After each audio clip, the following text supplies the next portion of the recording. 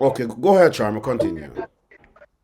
Yeah, so let me just pick up back from that. So, and to just sum it up, um, what we have once you are placed in a position that the people of Linden was we placed in is a situation where you have no choice as citizens to demand of a government better living.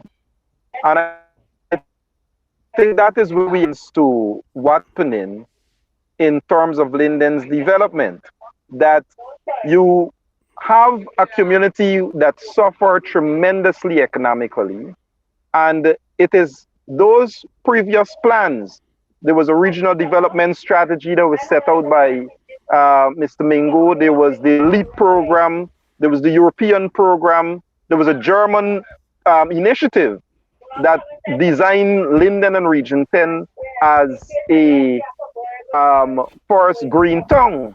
So when you have all these initiatives, you don't need to reinvent the wheel. All you have to do is allow these initiatives and those minds where Lindeners are involved, but nationally, the government understand where it needs to put economic support.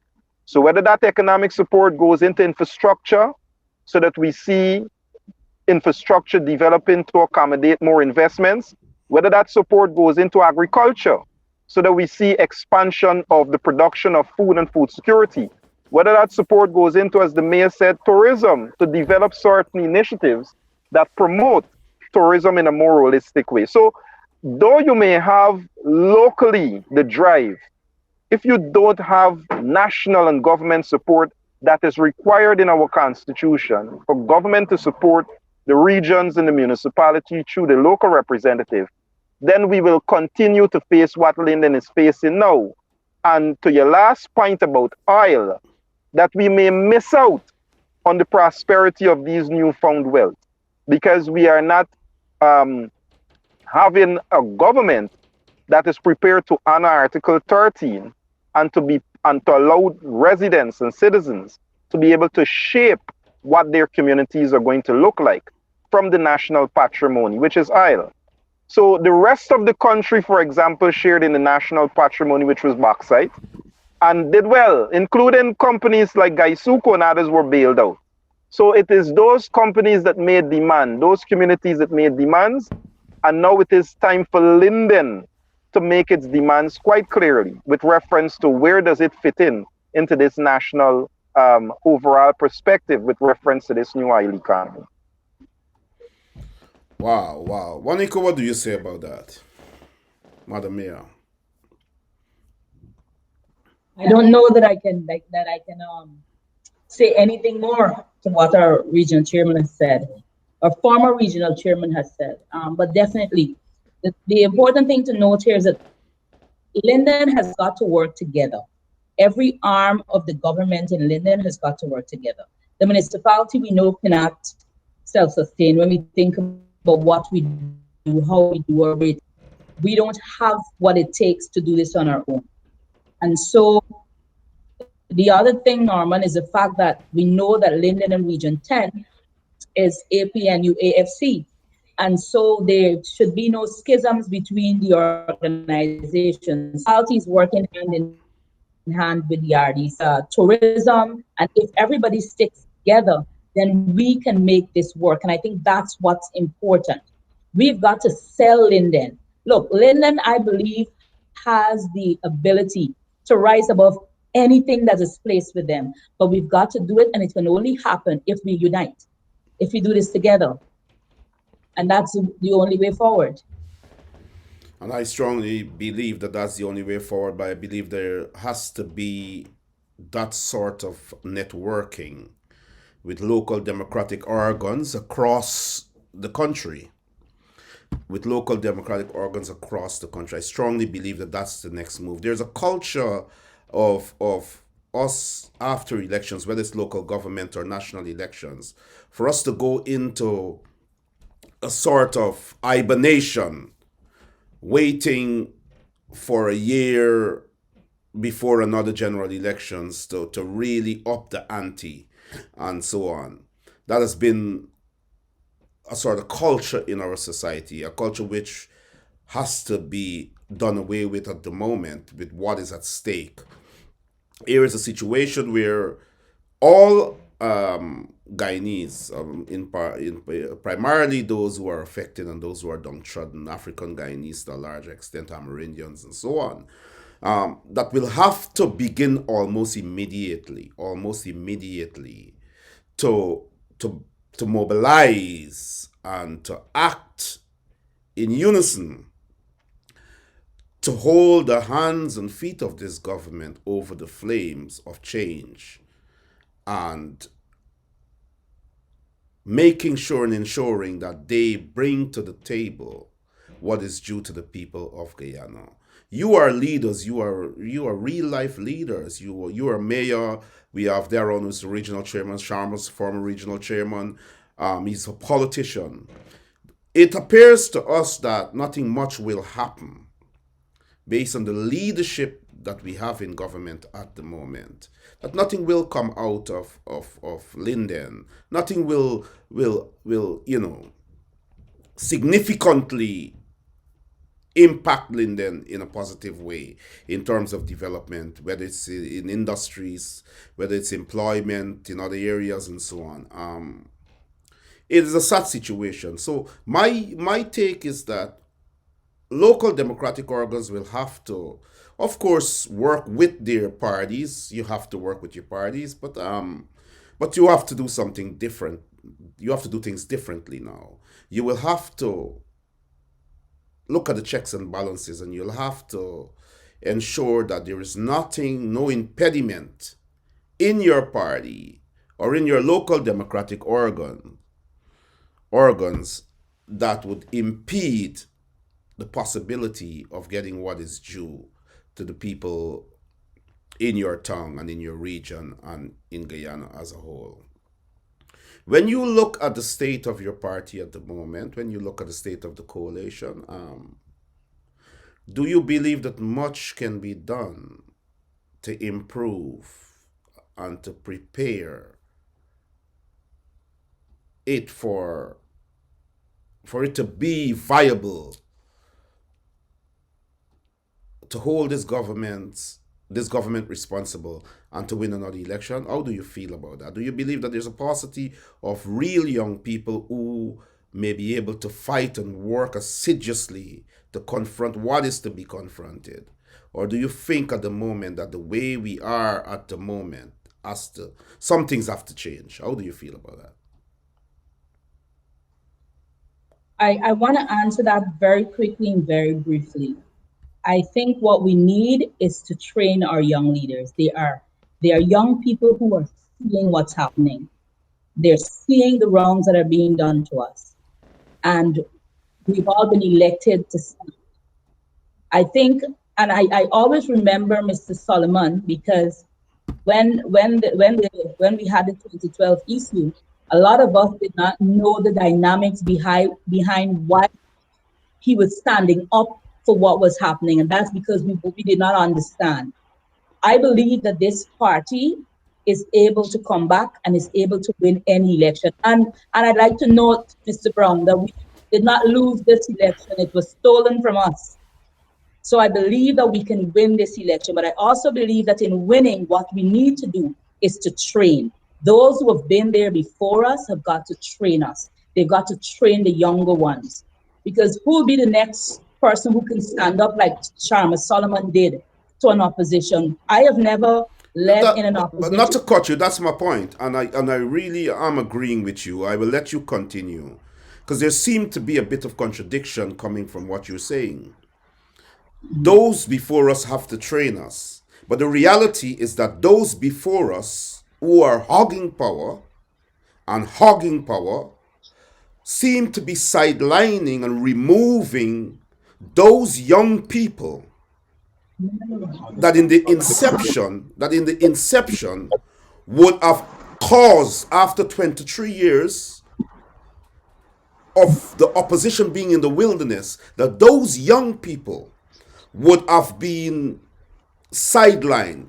This is reality. This you can't dismiss this. You can't politicize this. You can't have a political discussion to say this did not happen. We had situations when the PPP would have won consecutive elections because the old way of doing things, the old practices by those same old guards that you're saying should be training us, you understand, would have caused us to remain in the political wilderness. This changed over time with the impact of advocates like Mark Benshop, Dr. David Hines, lots of, there was a time when young people began to speak out. Leaders who did not feel that they have to bow to a status quo, that they should not be confined to leadership by people who they see as compromise, who they see as being a part of the problem of why we were out of power so long. Then the change came with the activity of the James Bonds, the Sharma Solomon, the Christopher Jones, young people who took politics into a modern way, who appealed to young people who were dealing with sports and had no interest in politics, who brought a modern aspect to politics. And they took the fight from the local level, from the local organs. They took that fight and they destroyed the PPP's fortune of winning another election in 2011 and in 2015.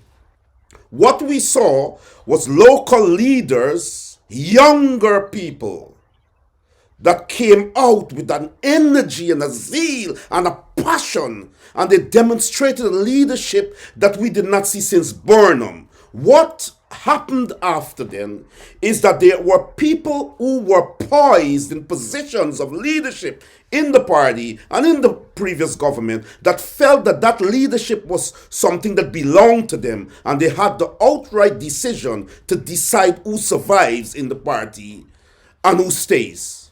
We have lost an election that was won by local democratic organs, that was won by young people who are socialites, who are intelligent, but who are connected to the times.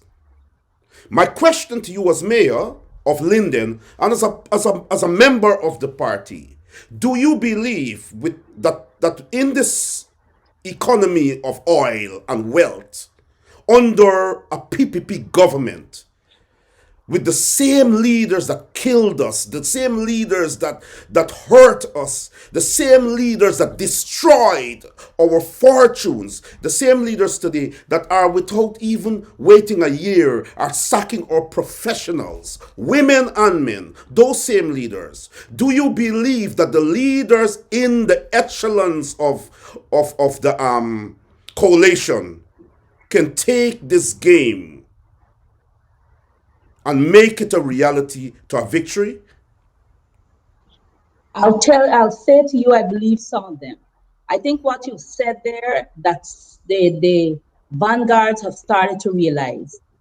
With the change to a youthful parliament, I believe if we allow the young people that we've placed there to do what they do best, Christopher Jones can handle this, Amanzo Walton, and there are many of them in there.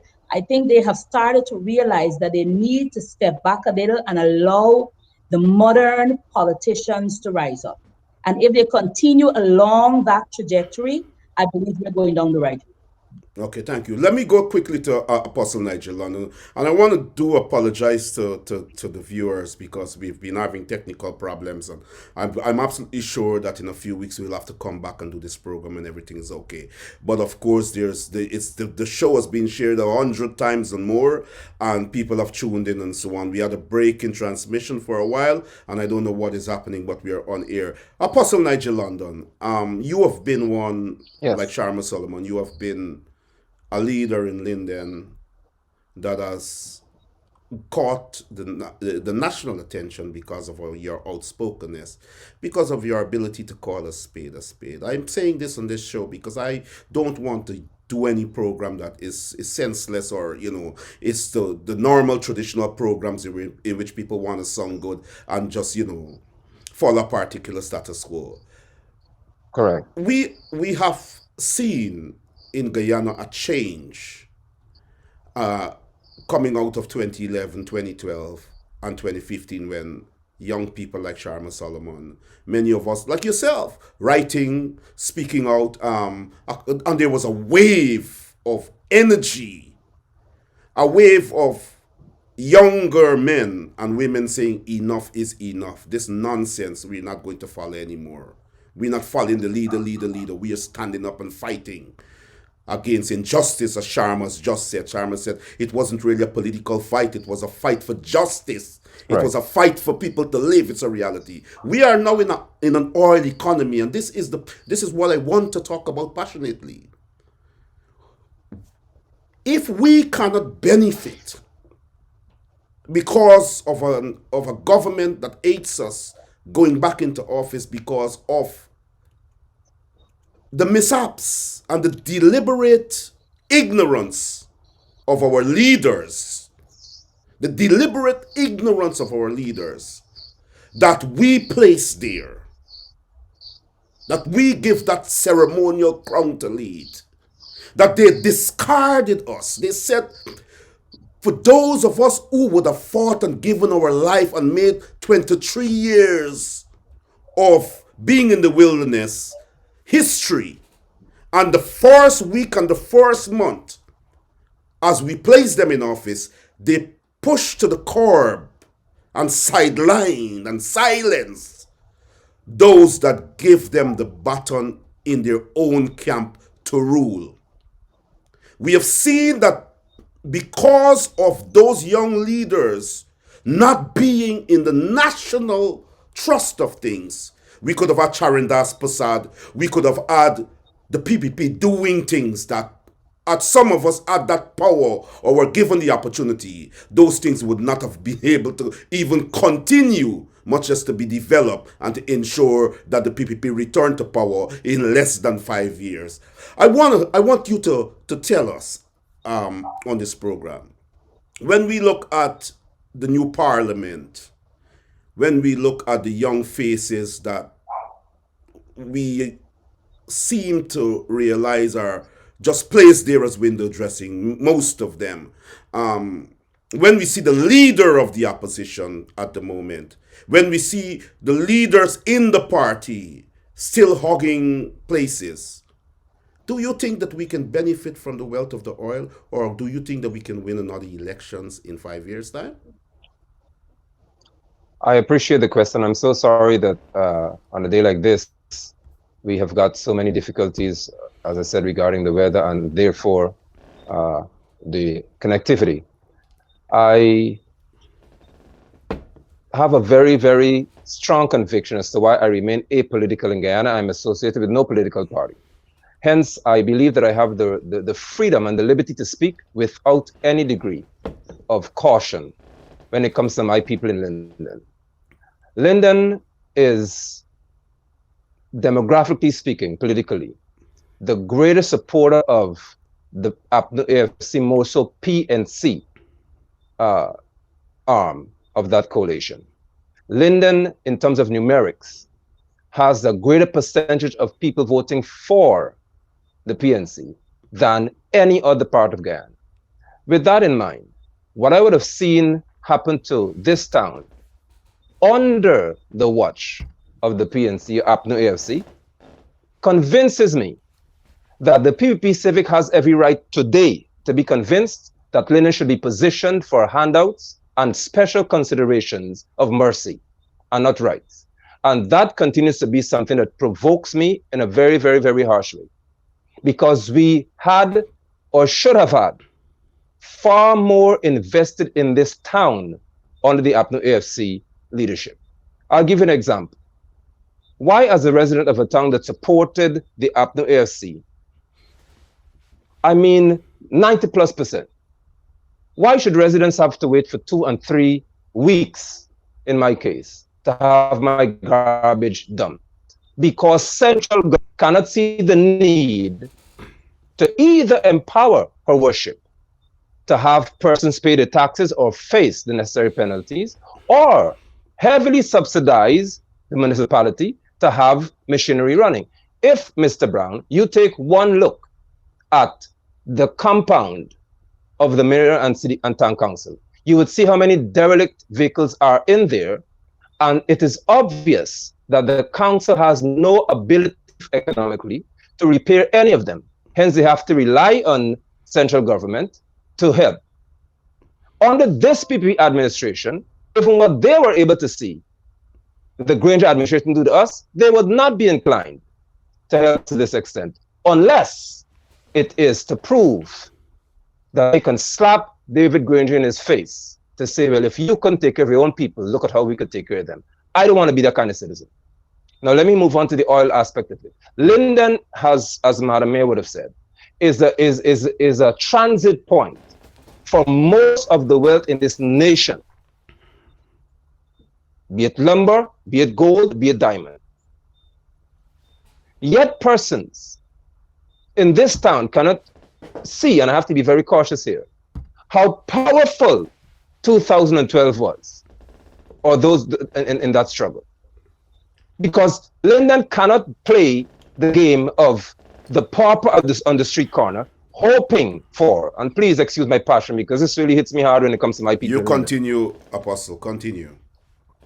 Linden cannot afford to play the role of the pauper at the corner of the street, hoping that somebody in central government will see it as being necessary to show some degree of mercy and throw us a few bits of bread here and there. We have to, as a people, stand and understand that unless we fight for what is rightfully ours, we have nothing to get.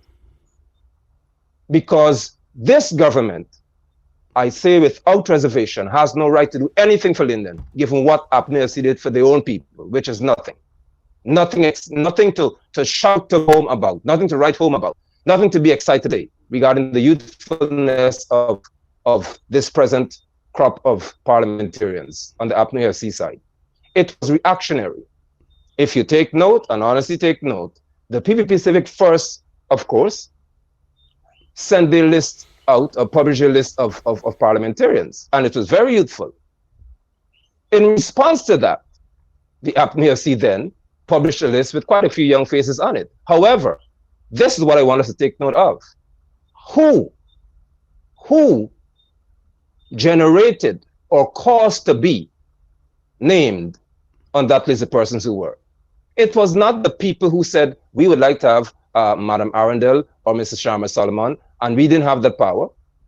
Of course, I didn't vote, so I have no interest in it. But I'm speaking to what is the matter here. It was what was ventilated, just a few crops of old heads who had sole authority to even name the opposition leader, and to exclude the chairman of the most dominant party in the coalition from parliament. That is a travesty.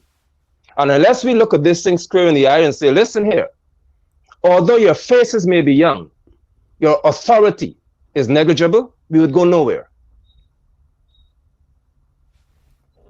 Having young faces with no power is equal to having old faces with power. Or no power, I should say, or no sense. How much can these young politicians do without having, as I said in Madam Mayor's case, I may be wrong, but it was too glaring for me to miss. As soon as Central spoke, my mayor could not speak as loudly anymore. Why? Who caused her to not be as loud as she should have been regarding my well-being as a citizen? Who said, well, you know, Madam Lawrence spoke, and Mr. You have to do what they say. When would Linden arise to say, we are going to stand as a community and say, unless you take care of us, your trucks won't pass through here? Of course, the mayor cannot advocate for that. So I'm saying to you, when would we, as happened in the case of Mr. Solomon, arise to say, you have to, not we asking you to. I'm beyond asking anybody for anything in Georgetown. I'm to place it by we're saying, you have to do it. Precisely. Because a citizen of this country, we have the right to have it. I'm not asking for some consideration and to work with you and to have this political masquerade going on. No, you have to take care of us because we are economically viable because of our location. When those days come, then I consider they make sense having young people anywhere, because it makes no sense to have youth with no power. And I tend to agree completely with what you say. And I want to add to that quickly before I bring Sharma in and I bring Madam Mayor in and then we wrap up. I completely agree with what you said. And I'll tell you, I will add. Sorry, Norman. So, I Go apologize, ahead, but go ahead. I had terrible internet. So please be merciful to me, Madam Mayor and Mr. Solomon. I'm When sure we the. speak to developing this town, I'll tell you my experience, which I hope the mayor can address, of course, knowing her limited scope of power in reference to what lies in Central.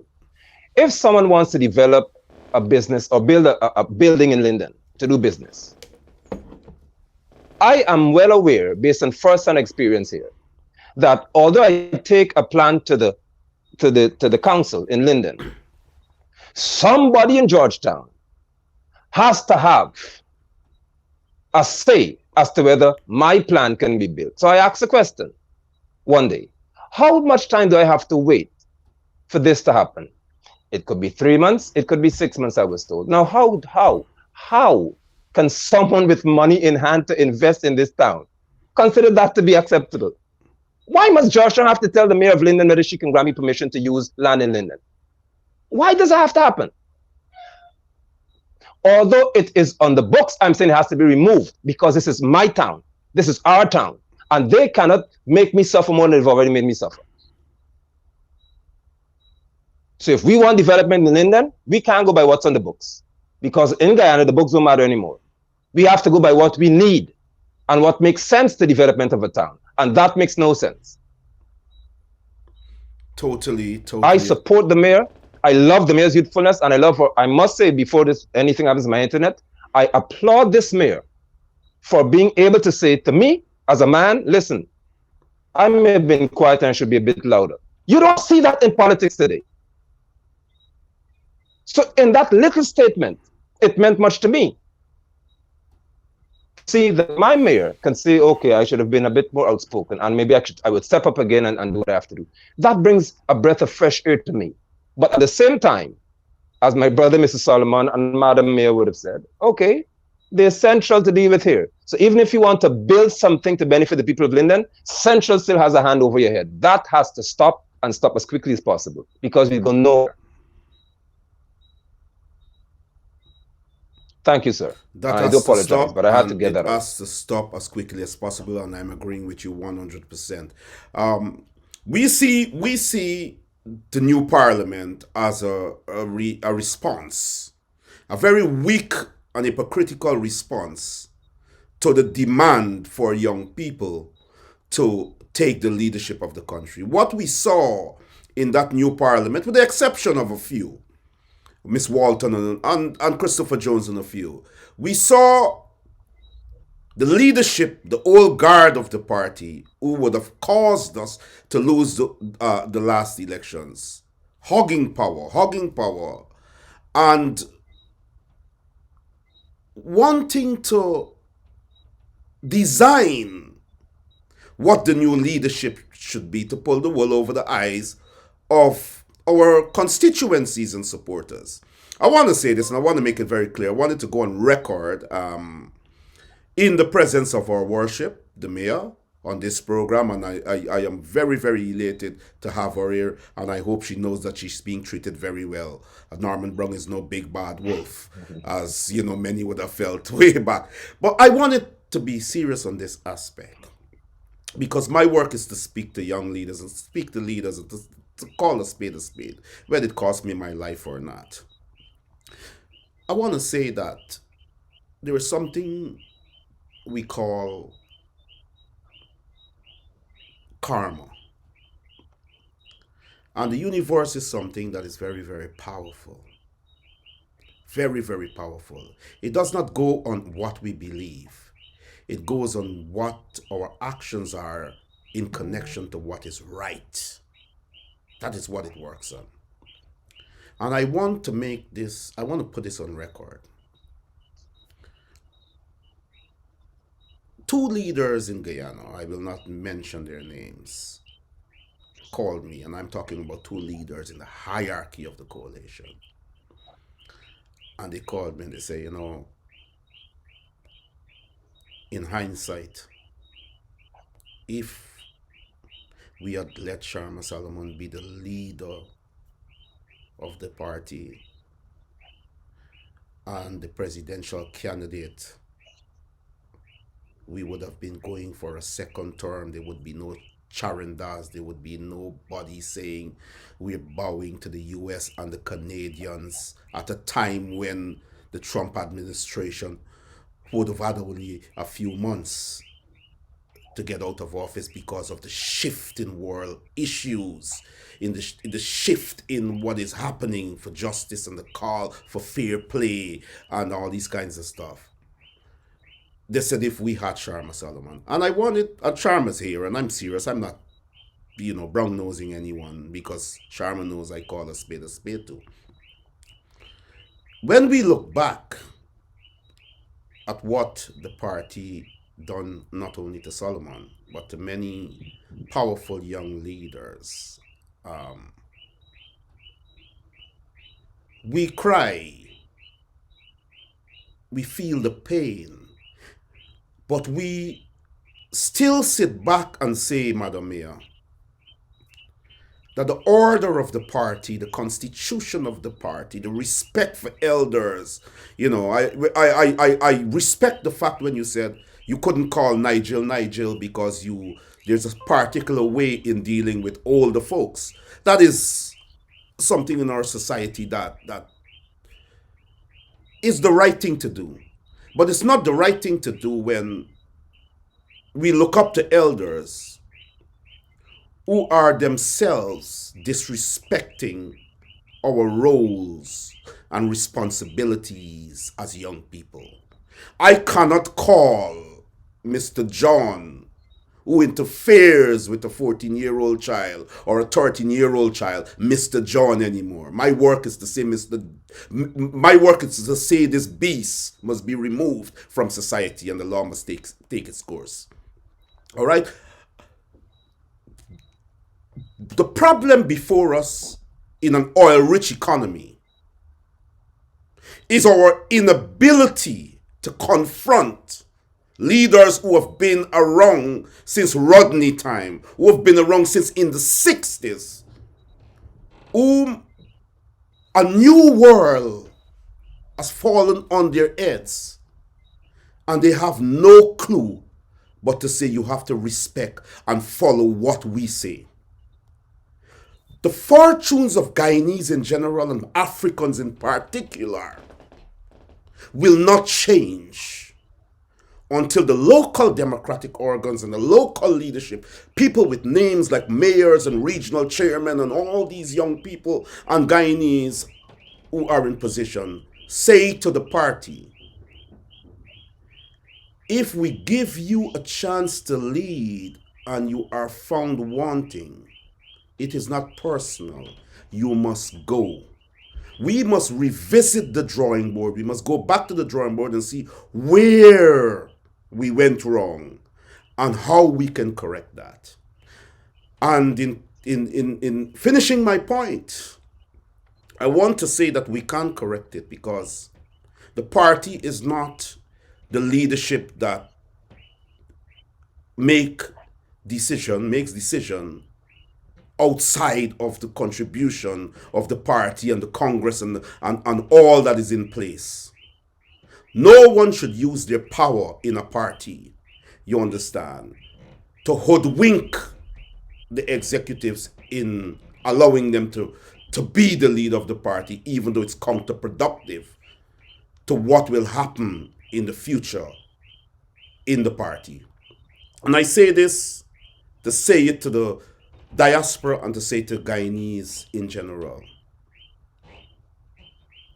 To inherit our share of the wealth of the oil, we have to place into our party the young leaders who have made the sacrifices in the first place to cause the party to get into government after 23 years. Karma must not revisit us. That we must correct it, even think of confronting a PPP of Anil Nandalal and Barajagdio And those powerful leaders who have no intention for us to be liberated, much less for us to benefit from the wealth equitably. And I am making this call on this program before Mr. Solomon says his part, and he doesn't have to agree with what I am saying, and the mayor doesn't have to agree.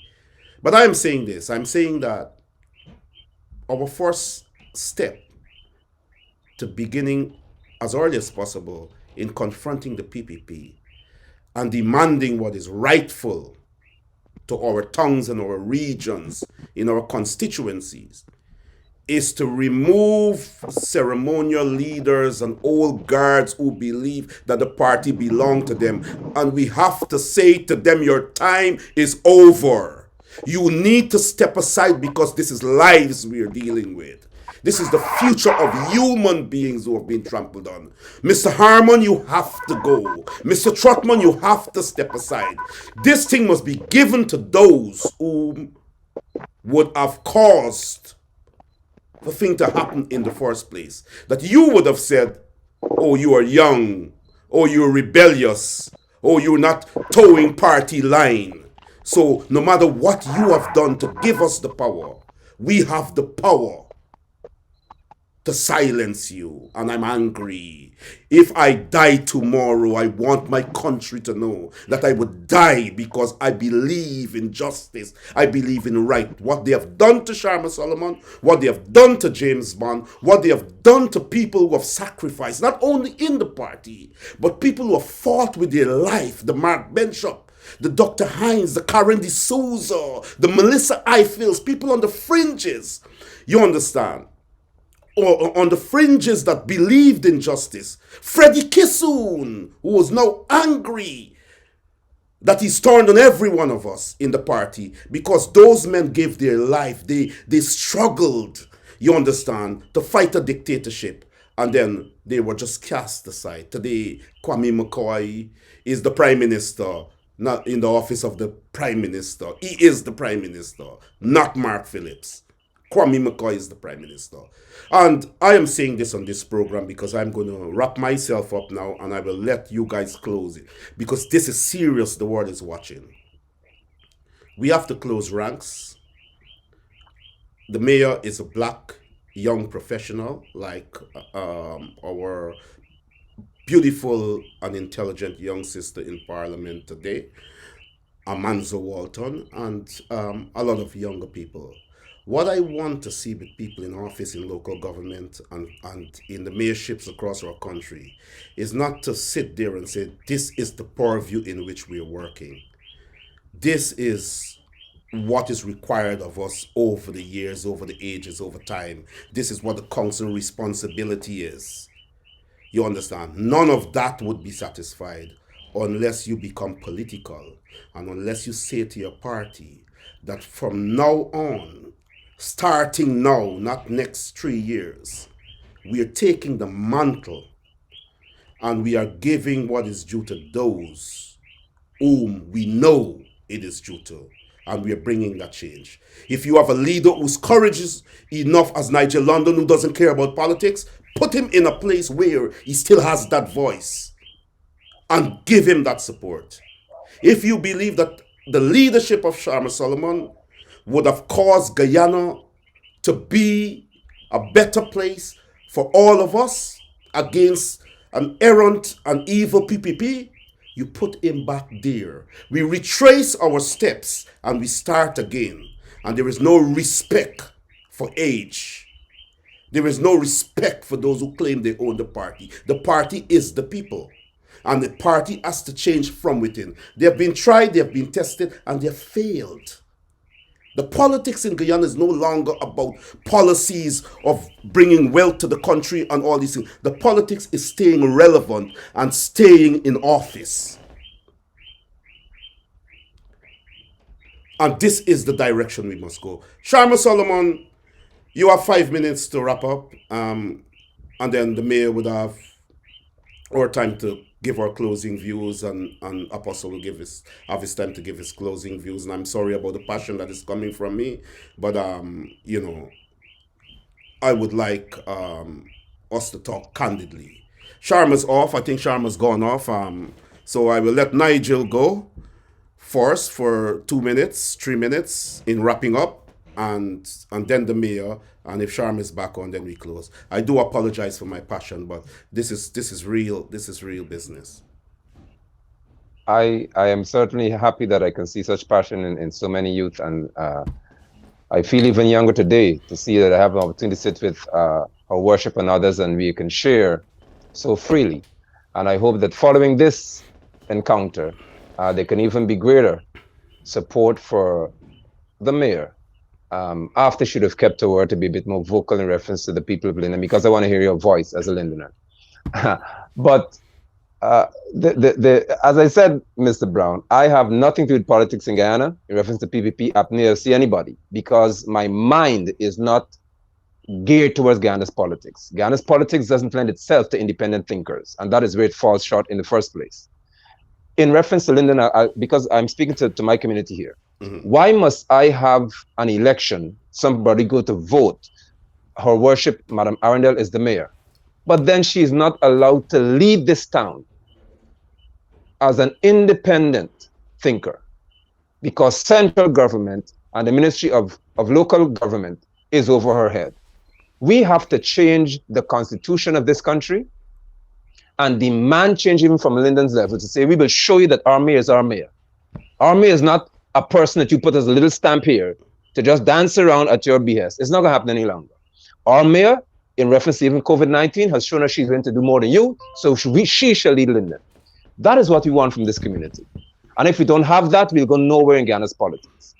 Guyana's politics cannot thrive, and I will say this without reservation. The politicians in this country at the top, the two parties, APNU, ASC, PPP, Civic, know very well that the day they allow every Guyanese citizen to benefit economically to the extent whereby we are redeemed from being third world, they will both cease to exist in the manner that they do. They don't want us to be wealthy. Kuwait is a very small nation with far more people than Guyana, and Kuwaitis don't work. Kuwaitis are paid 5,000 plus US dollars per month to stay home. Some get 7,000 just to stay home, because the government said, you are Kuwaitis. You don't have to work. We import labor. We will give you the oil wealth so you can thrive. Our leaders, we have a far lower population, are telling us, no, they'll build hospital, they'll build school, they'll invest in education, because they'll never give us the right to be wealthy. That to me is a travesty, and that's why they should all go. Because if you cannot see the need to redeem Guyanese from this curse and this scourge of being called third-class citizens, you should never lead me, and I'll never support you. Thank you, sir. Apostle and thank you, ma'am, and Mr. Solomon. Okay, stay on the line, Nigel, and then we will wrap up. Sharma, what is your take in your closing? Oh, well, I was disconnected for a minute, so sorry about that. But let me just quickly, on a few points that you mentioned earlier, Narmon, with reference to the identification of representatives. This is where it becomes very important, whether you're a party member, whether you're a citizen within a community. It is important for you to want to know the process. If not want to know the process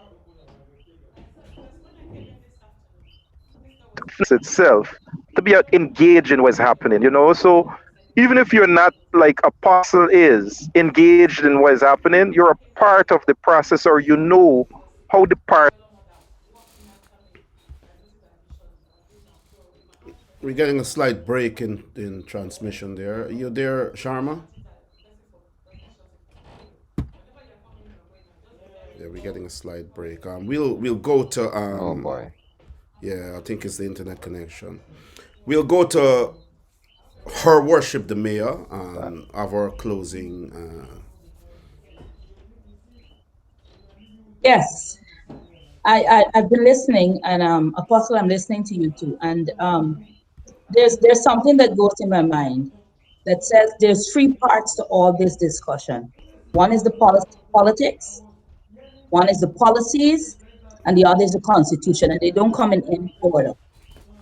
I believe, and I know I was beaten once on this program because somebody said I had mentioned that I'm not a politician.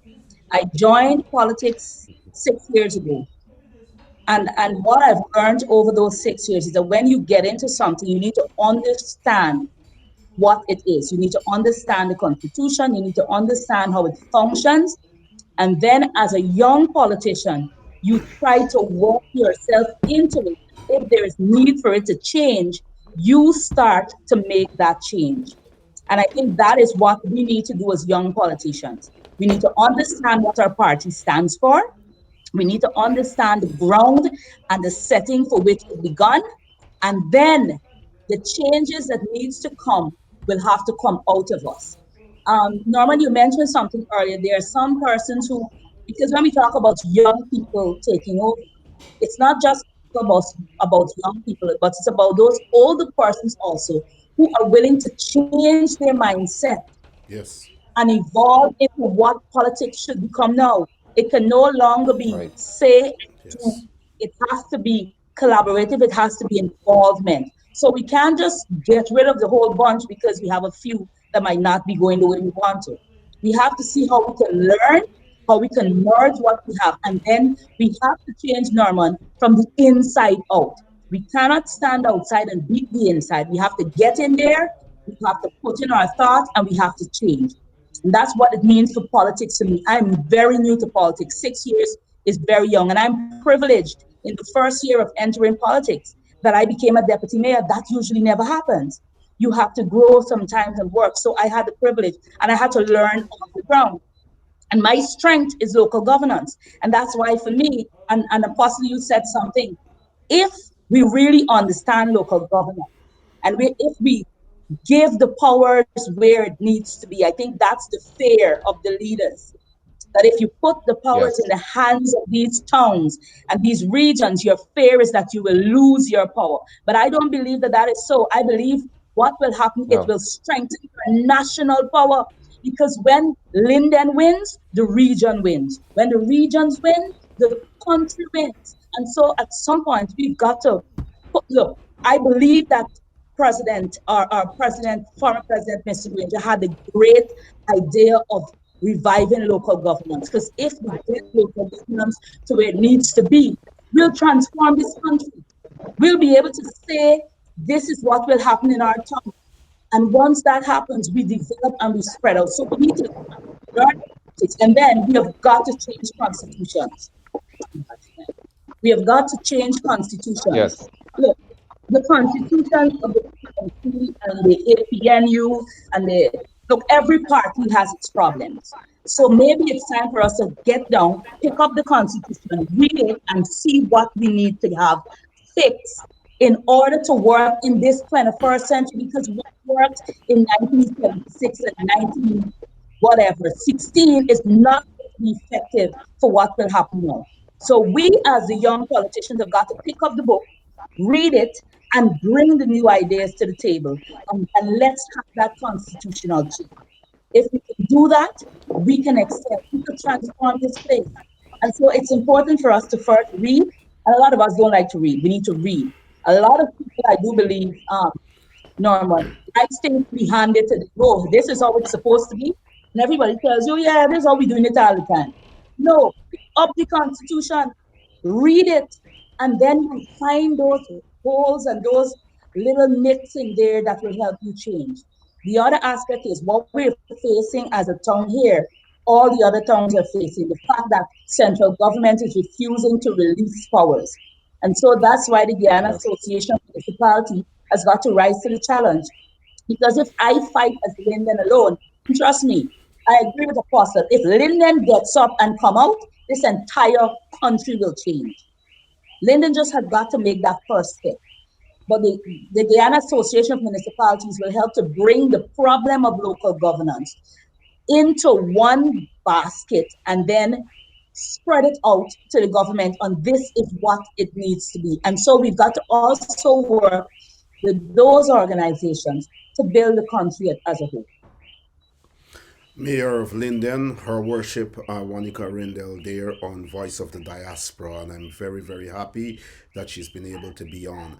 Um, There's a situation where the government of the day is actually saying that they want to do away with local government elections. But before you take 2 seconds to respond to that, and we're closing, I promise. 2 seconds to respond to that. I want to say that I really am elated by the fact that you said that it has to take all the local organs throughout Guyana to get together. And this is what this program is about. It's about reaching out to other local government organs across Guyana and asking all of you to meet, to sit down, to talk as early as possible, to begin this process that many felt that should begin 2 years before national elections again or whatever. We are now in an election mode, and these things have to happen now if we are to even consider being viable in contesting another election. I'm so happy that you made that point. But what happens, Madam Mayor? What would you say to the rest of the local democratic organs across Guyana if the government of Irfan Ali says we are not going to have any local government elections next? Look, this would be a backward move for any country. And I'm hoping that is, I know I didn't hear them say it. I've heard hints, but I'm hoping it's not true. And I'll call on every local government arm. And this is regardless of which political party you sit in as a mayor and as a council. Local governance is important because it allows the people to speak. If we let that go, then we'll become, I don't know, we'll be an authoritarian country where we get everything from the central just beating down, and it will not fit everyone because that cannot happen. The central government cannot make a decision for every town that will suit the persons and the personalities of that township. That is why local governance is important. And it's not just about them believing they'll lose the power, but it's about them also. Yes, it's about them making sure that they follow the constitution. This is in the constitution. You can't just dissolve a local government organ. But of course, the other problem is this: who will stand with us? And that's it. Everyone has got to stand. The NDCs have got to stand. I think there's 72. Then the towns and the city has got to stand and say, we will not allow this. You have got to allow people in their township to elect their leaders. And of course, to beat the same leaders they elect if they wish to. But those leaders will be able to speak on their behalf. If we remove that, then we're not going to move forward in this country. Thank you very much, Madam Mayor. I want to assure you that you remind me of the many powerful black women that stood up for our people in the time of need, in the time of oppression, in the time of, you know, when we were facing the trials and challenges. And I want to assure you that this government is going after professionals, black professionals, females especially, and that at Linden, you just let this program know and let us know if there's anything that is affecting you, that even if they think about trying to victimize you or anything, you let this program know, and we will act to protect our professionals. Sharma Solomon, you have 3 minutes to conclude and to continue your point after you would have. I mean, the signal is so bad in this program today that we will have to do it again maybe in February when we would have been moving on to get things done and so on. But I will definitely have all of you back here in February to talk about progress in the area of COVID and to talk about what would have come out of this discourse on this program. Sharma Solomon. I think Sharma is frozen again. Sharma, can you hear us? It's really bad in his end. It's really bad at this. He's off again.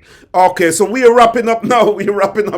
I know sometimes my program extends and projects, and so Nigel laugh. But yes, I want to say also before Nigel take a minute to close, and then we definitely will wrap up. I want to say that I'm building this program. There is media aspect of it. There is the website, which is not a blog, but a proper website that you can use as a newspaper, an online newspaper.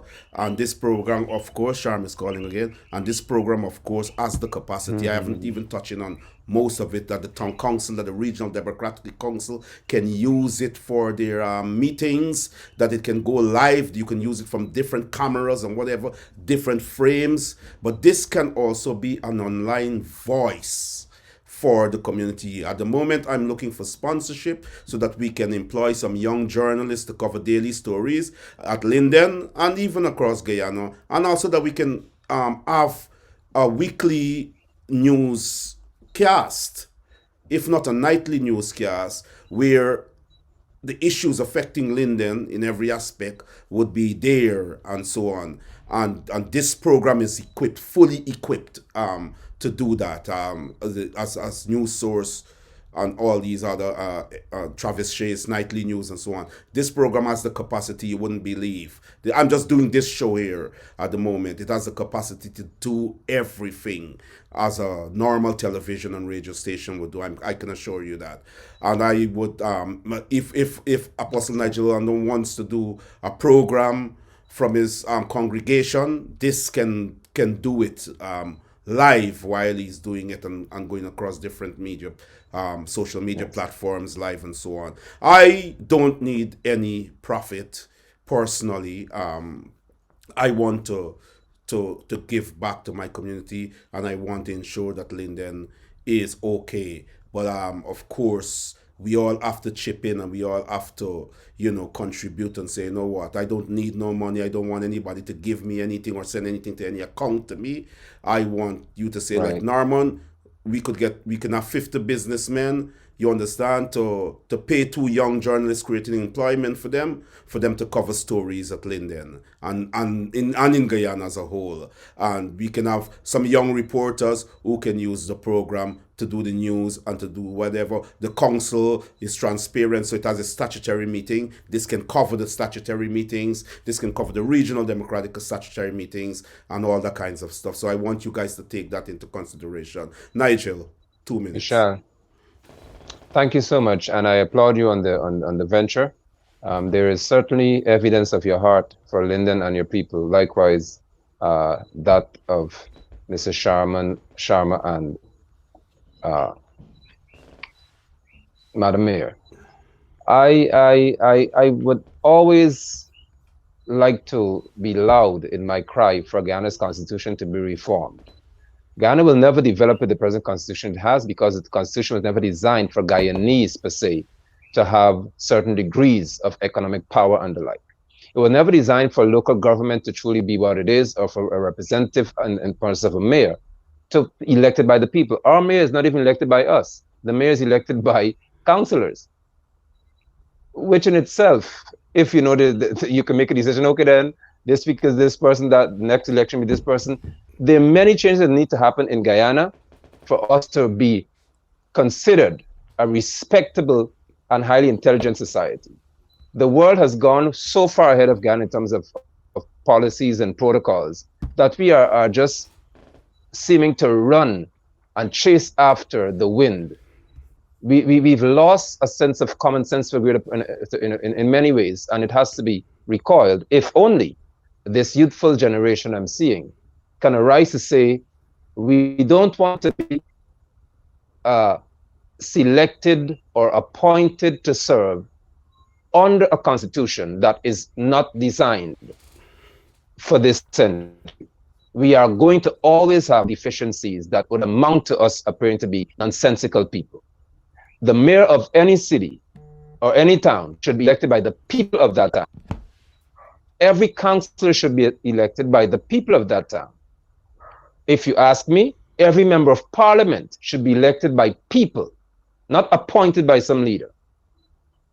Because once we do that, you'll have a greater degree of understanding on the politicians' part that they just can't do what they want, because if they're good in office, that shouldn't happen in Ghana any longer. So I thank you for this, and I certainly appreciate this. I must close by saying what my concern is back to COVID-19. I spoke to this, and I'm sure you're aware of this, Mr. Brown. But when we have doctors in Guyana under this administration who were telling people they should return to work while they await the results of COVID-19 tests after they said they were interacting with people who are COVID positive, that is criminal. And this administration is doing too many things and getting away with it because our people apparently have lost courage to stand and fight for that which is rightfully theirs. I appreciate being here with you again, this august group of people, and I must say that I am certainly honored to be numbered among you. Thank you, Mr. Brown, and thank you, panelists. Thank you very much, Apostle. Do well. Sharma Solomon, you have 2 minutes and we're closing. All right, just so quickly, Narman, let me just say again, thank you for having me on the program. And I was saying earlier, anytime you wish to have me, once I'm available, I'll grace the program. And it's always a pleasure to be among.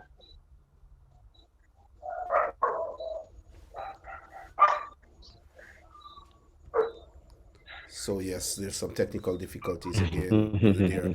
Definitely, we'll have Sharma Solomon back on quite soon. I want to have the deputy mayor and the vice chairman of the Regional Democratic Council on sometime this week to talk about what their roles are in what I know that the deputy mayor is very, very enlightened. I know that he is very informed and he's very intelligent in relation to, and of course I would like to have him on before the week is out, and also the regional vice chairman, and we will take it from there. I want to say to our worship the mayor, with all due respect, I want to say thank you for being on this program. And you have brightened up this program. You did some boys on this program. She has brightened it up, and and I am honored. I am honored to have you on and for you to take that time to stay with us and do let us know anything that you need to be carried and to be thrown out there. You do let us know. This program will grow from strength to strength, and it will be that vanguard for our people in time of need. Thank you, Nigel London. Thank you, Madam Mayor, for being on the program. Before you go, Norman, you're welcome. Thank you. That tomorrow is our election, so you'll know if you have a mayor, deputy mayor, or if the mayor and deputy mayor will remain. It's at 10 a.m. tomorrow. So again, we're hoping to go live. We're not sure as yet. But it truly was a privilege to be here, and of course, do call it. Well, I'd say this on this program. I'll say this: you have the link of the show. So if you're going, the deputy mayor has it, and I'll send it to you. All that you need. If you got 4 different cameras or 4 different phones or 4 different whatever, you understand. If you want this to be carried live tomorrow 10 a.m., you're in the council elections or whatever.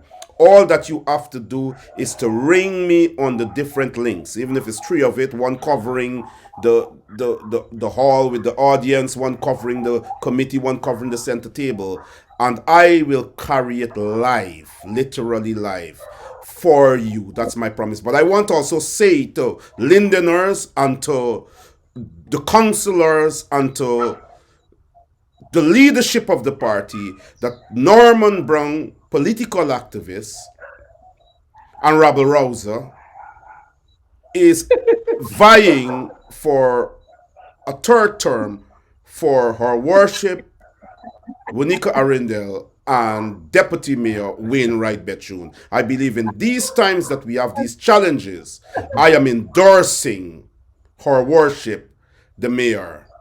Thank you very much, guys, for being on the program, and I deeply appreciate it. Do have a pleasant evening, Apostle Nigel London, Sharma Solomon, and our worship, the mayor of Linden, Waneka Arrindell. Have a perfect evening.